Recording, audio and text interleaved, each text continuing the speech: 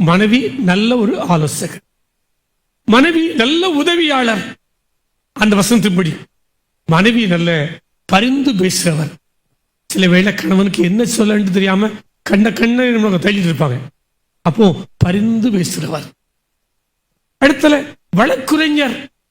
வீட்டையாவுக்கு ஏதாவது பிரச்சனை வந்துட்டா போதும், துள்ளி குதிச்சு வர்றது யாருதான்? மனைவி தான் வருவாங்க. 1000 பேர் நண்பர்கள் இருந்தாலும் எல்லாரும் ஓடி போயிட்டாலும் மனைவி மட்டும் கடைசி நின்றுவிட்டு கணவனுக்காக வழக்காடுவார்கள்.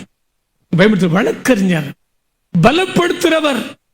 சில வேளை சோர்ந்து போகும்போது, மன உடைஞ்சு போகும்போது பலப்படுத்துறவர்.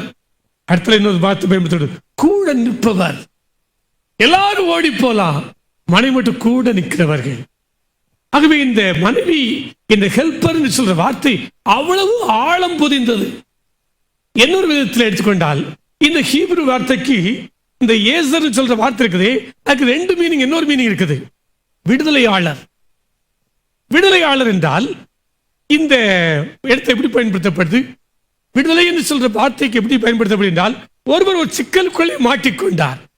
இஸ்ரேல் மக்கள் எல்லாரும் அடிமைத்தனத்திலே எகிப்திலே மாட்டிக்கொள்கிறார்கள். ஆண்டவர் இறங்கி வந்து விடுதலையாளராக அவர்களை மீட்கிறார். அந்த வார்த்தை தான் இதுக்கு பொருத்தமா இருக்கிறது, மீட்பர். அப்படி என்றால், கணவன் ஒரு கடன் வாங்கி சிக்கலை மாட்டிக்கொண்டார் வைத்துக் கொள்ளுங்களேன். சிக்கல்களை மாட்டிக்கொள்ளும் போது கடனை அடைப்பதற்கு வழியே தெரியாமல் இருக்கிறார்.